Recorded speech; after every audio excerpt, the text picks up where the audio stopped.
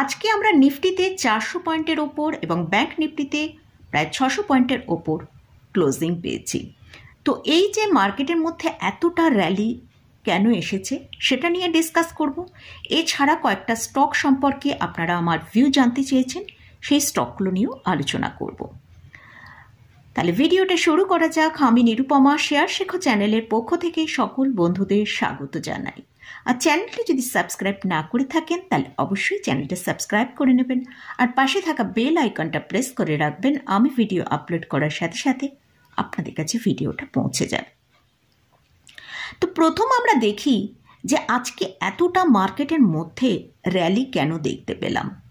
নিফটিতে আমরা দেখলাম, নিফটি আমরা ক্লোজিং পেয়েছি 21,740-এর কাছে। তো নিফটিতে এই যে র্যালিটা এসেছে এর কারণগুলো আগে দেখে নেব। ফার্স্ট হচ্ছে জানুয়ারি সিরিজটায় আমরা কিন্তু এফআইএসদের দেখেছিলাম একটা খুব স্ট্রং পজিশন তারা হোল্ড করছিল এবং জানুয়ারি সিরিজে আমরা এফআইএসদের একটা খুব ভালো সেলিংয়ের জন্য আমরা দেখতে পেয়েছি। তার ফলে কিন্তু মার্কেটেও আমরা অনেকটা নিচে আসতে দেখেছি। তো মার্কেট অনেক বেশি ভোলাটাইল ছিল। নেক্সট যে পয়েন্টটা সেটা হচ্ছে ফেব্রুয়ারি সিরিজে এফআইএসদের কম লং পজিশন আছে, তার জন্য কিন্তু ফেব্রুয়ারি সিরিজটা অনেক হালকা মার্কেট হয়ে আছে। আর এফআইএসরা এই সময় বাজেটের জন্য তারা ওয়েট অ্যান্ড ওয়াচ করছে। থার্ড যে পয়েন্টটা সেটা হচ্ছে আমরা গতকাল দেখেছি একটা পলিটিক্যাল ম্যাটারের কিছু ডেভেলপ হয়েছে, তার জন্য কিন্তু মার্কেটে আমরা প্রায় 400 পয়েন্টের মতন এই র্যালিটা দেখলাম। কেন সেটা? কারণ মার্কেট যে কোনো পার্টি সরকারে আসুক না কেন তারা যাতে একটা স্টেবল সরকার গঠন করতে পারে সেই দিকে কিন্তু মার্কেট ফোকাস করে। কোন দল এসেছে সেটা কিন্তু এখানে মার্কেট সেটা দেখে না। মার্কেট সেটাই দেখে যে একটা স্ট্রং স্টেবল কোনো পার্টি তারা যাতে দলটা পাওয়ারে আসে সেটাই মার্কেট ওয়াচ করে। মোটামুটি এই তিনটে পয়েন্টের জন্যই কিন্তু মার্কেটে আমরা একটা ভালো র্যালি আজকে দেখতে পেয়েছি। নিফটি আজকে আমরা দেখলাম যে 21,755 মতন হাই দেখিয়েছে। তো নিফটি যতক্ষণ এই 21,700-র ওপরে আছে ততক্ষণ কিন্তু নিফটিতে আমরা ভালো র্যালি দেখতে পাবো। তো এখান থেকে মোটামুটি ওপরের দিকে 21,800 থেকে 21,850 পর্যন্ত আমরা ওপরের দিকে ইমিডিয়েট দেখতে পারি। আর যদি 21,500-কে ব্রেক করে নিচে আসে নিফটি, সেক্ষেত্রে কিন্তু নিফটিতে একটা সেলিং আসতে পারে 21,250 থেকে 300। তাই 21,500 কিন্তু একটা স্ট্রং সাপোর্ট পয়েন্ট। তবে আমি এই যে টার্গেটগুলো বলছি জাস্ট আগামী দুদিনের জন্য, কারণ বাজেটের দিন মার্কেট অনেক বেশি ভোলাটাইল থাকে। সেদিনকে মার্কেট অনেক ওপরেও ওঠে এবং অনেকটা মার্কেট নিচেও আসে। মার্কেটে নিয়ে যে আলোচনাটা করছি জাস্ট এই টুইসডে আর ওয়েডনেসডে এই দুটো দিনের জন্যই আলোচনা করছি। আর এবারে আমরা ব্যাংক নিফটি নিয়ে একটু দেখে নেব। ব্যাংক নিফটি ক্লোজিং টাইমে ক্লোজ হয়েছে 45,497-তে। এই ক্লোজিংটা যদি 45,500-র ওপরে আমরা ক্লোজ পেতাম মোটামুটি ঠিক ছিল, তবু আমরা 45,500-র ওপর ক্লোজিংটা পাইনি। তো ব্যাংক নিফটিতে আমরা 640 পয়েন্টের মতন একটা ওপরে দেখতে পেয়েছি গিয়েছে। তো ব্যাংক নিফটি যদি 45,700-র ওপরে যায় সেক্ষেত্রে কিন্তু ব্যাংক নিফটিতে একটা ভালো র্যালি আমরা দেখতে পেতে পারি, প্রায় সেটা 46,000 মতন। আর ব্যাংক নিফটি যতক্ষণ 45,500 নিচে থাকবে সেখানে কিন্তু ব্যাংক নিফটিতে একটু নার্ভাস আছে। তো সেক্ষেত্রে হয়তো আমরা নিচের দিকে যদি হয় আমরা আবার 44,500-র কাছে পর্যন্ত নিচে দেখতে পেতে পারি। মোটামুটি এটা গেল নিফটি এবং ব্যাংক নিফটি নিয়ে আলোচনা করলাম। তো এবারে আপনাদের কয়েকটা স্টক নিয়ে আপনারা বলেছেন, আমার ভিউ জানতে চেয়েছেন। ফার্স্ট যে স্টকটা নিয়ে আলোচনা করছি সেটা হচ্ছে Jio finance. Jio finance established হয়েছে রিসেন্ট জুলাই 2023-এ। এইটা আগে রিলায়েন্সের সঙ্গেই ছিল। Jio finance service limited NBFC ওপরে মেন এরা কাজ করে। রিসেন্ট এদের Q3 রেজাল্ট আউট হয়েছে, সেখানে আমরা দেখতে পাচ্ছি কোম্পানির যে ডিসেম্বর Q3 পারফরমেন্স সেখানে খুব একটা ভালো আসেনি। কোয়ার্টার 2 এর সঙ্গে যদি কোয়ার্টার 3 কে কম্পেয়ার করি, সেখানে আমরা দেখতে পাচ্ছি কোয়ার্টার 2 এ 608 করোড় তারা রেভিনিউ প্রোভাইড করেছিল, সেখানে কোয়ার্টার 3 তে আমরা দেখতে পাচ্ছি 414 করোড়ের মতন রেভিনিউ প্রোভাইড করেছে। এবং সেখানে যদি নেট প্রফিটটাও দেখি, সেই নেট প্রফিটেও আমরা দেখতে পাচ্ছি কোয়ার্টার 2 এ 668 করোড় ছিল, সেখান থেকে ডিক্রিজ হয়ে কোয়ার্টার 3 তে 294 করোড় তারা দেখিয়েছে। তো আমরা এই যে কোয়ার্টার 3 তে রেভিনিউ এবং নেট প্রফিটের মধ্যে এতটা নিচে আসার জন্য মার্কেটে এর কিন্তু একটা ভালো সেলিং আমরা দেখতে পেলাম। তো শর্ট টার্মের জন্য এইসব স্টকগুলো কিন্তু এরকম আপ ডাউন হতে পারে, কিন্তু জিও ফাইন্যান্সের যদি লং টার্মে এই কোম্পানি ভালো বিজনেস করতে পারে, কিন্তু স্টকে আমরা একটা ভালো র্যালি দেখতে পাবো। শর্ট টার্মে কিন্তু অনেক কিছু হতে পারে, যেমন আমরা যদি এক্সাম্পল হিসেবে আমরা দেখতে পারি যে টিসিএস ইনফোসিসের শর্ট টার্মে আমরা দেখেছিলাম স্টকগুলো অনেক নিচে এসেছিল, কিছু নেগেটিভস নিউজ এবং তাদের কোয়ার্টারলি রেজাল্টের পারফরমেন্স ভালো না থাকার জন্য।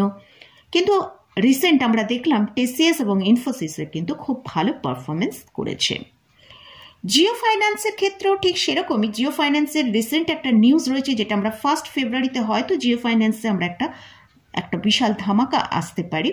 সেটার কারণটা হচ্ছে association mutual funds of India, এই ইন্ডেক্সটার ভেতরে জিও ফাইন্যান্স এন্ট্রি হচ্ছে লার্জ ক্যাপ ক্যাটাগরিতে। আর কোনো কোম্পানি যদি এই ইন্ডেক্সে এন্ট্রি হয়, তখন কিন্তু সেই কোম্পানিতে ইনফ্লো ভালো আসে, বড় বড় ইনভেস্টররা সেখানে ইনভেস্টমেন্ট করার সম্ভাবনা থাকে। Association mutual funds of India যে এন্ট্রি হতে চলেছে 1 ফেব্রুয়ারিতে, এর ফলে কিন্তু বড় বড় মিউচুয়াল ফান্ডরাও এই ইন্ডেক্সের উপর পিক করে। তারা এই কোম্পানি, বিভিন্ন যে কোম্পানি এখানে এই ইন্ডেক্সে রয়েছে, সেই কোম্পানির ওপর তারা স্টাডি করে এবং অ্যানালিসিস করে, সেখানে তাদের ভালো লাগলে সেখানে তারা ইনভেস্টমেন্টও শুরু করে দেয়। এছাড়াও জিও আর ব্ল্যাক রক, তাদের মধ্যে পার্টনারশিপ হয়েছে।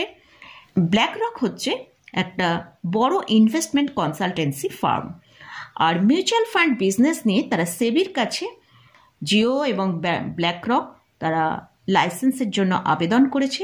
এই লাইসেন্সটা পেয়ে গেলে জিও ফাইন্যান্সের কিন্তু একটা বড় বেনিফিট হবে। আর জিও ফাইন্যান্স ক্রেডিট কার্ডেরও এন্ট্রি হয়েছে।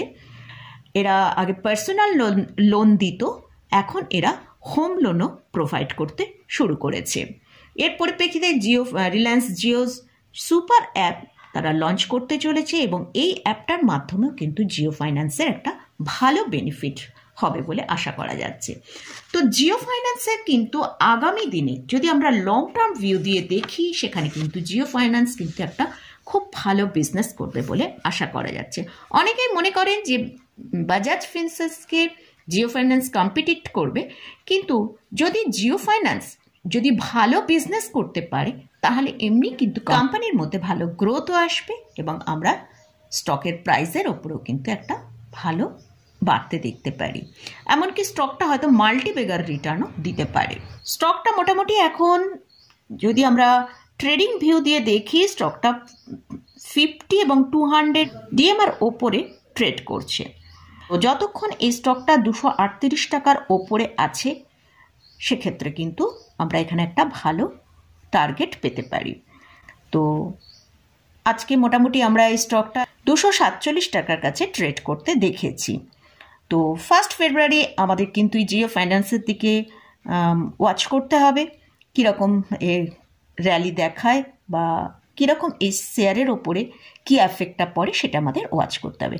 অর্থাৎ লং টার্ম ভিউ অনুযায়ী যদি জিও ফাইন্যান্সকে কিন্তু অবশ্যই হোল্ড করা যেতে পারে। নেক্সট যে স্টকটা সেটা হচ্ছে জোম্যাটো। 2020 থেকে তারা প্রায় 23টা কান্ট্রির মধ্যে তাদের খুব স্ট্রং ফুটপ্রিন্ট রয়েছে, এবং 1,31,233টা তাদের ফুড ডেলিভারি রেস্টুরেন্ট রয়েছে, 1,61,637টা তাদের অ্যাক্টিভ ডেলিভারি পার্টনারও আছে। আর যদি মান্থলি এদের ফুড অর্ডার দেখি, সেটা 10.7 মিলিয়ন কাস্টমার রয়েছে তাদের মান্থলি অ্যাভারেজে। এদের ফাইন্যান্সিয়াল সাইডটা যদি দেখি সেখানে আমরা লাস্ট যে দুটো কোয়ার্টার সেখানেই এই লাস্ট দুটো কোয়ার্টারই কিন্তু আমরা এখানে নেট প্রফিট দেখতে পাচ্ছি, নাহলে বাকি অন্য কোয়ার্টারগুলোয় কোথাও এদের কিন্তু প্রফিট আসেনি। লাস্ট ডিসেম্বর কোয়ার্টারের এখনও রেজাল্ট আসেনি, সেটা আমাদের ওয়াচ করতে হবে কীরকম রেজাল্ট আসে।